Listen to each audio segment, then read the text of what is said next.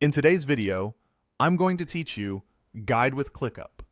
By the end, you'll know exactly how to open your task list in ClickUp, follow the on-screen highlights to adjust the view, and jump into the right space so you can get straight to work without hunting around.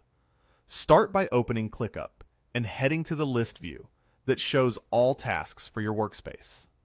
Look for the left-hand sidebar, then choose the area where your tasks live. At the top of the screen, you'll see the breadcrumb path that confirms where you are. Make sure it shows you're in the list view for all tasks in your current workspace. If you don't see it right away, use the search bar at the top to find All Tasks. Then switch to List View so you get a clean, spreadsheet-style layout. Next, follow the first highlighted prompt you see on the screen. Click it to reveal the view controls. These highlights guide you through the essential settings, such as the view switcher, filters, and sorting. When the second highlight appears, click that as well. This usually opens a drop-down or a panel where you can confirm you're looking at the correct location and view.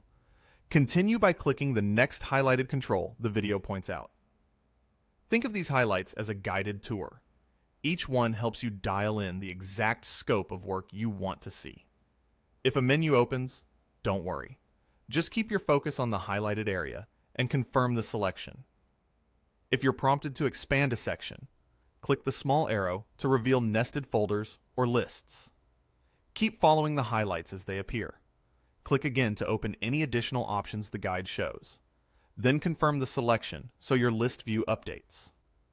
If your columns shift or your filters activate, that means you're on the right track. Now, click the highlighted space or project area shown in the video to jump into the place where your work actually lives. This step takes you from a broad, workspace-wide view into the specific space you need.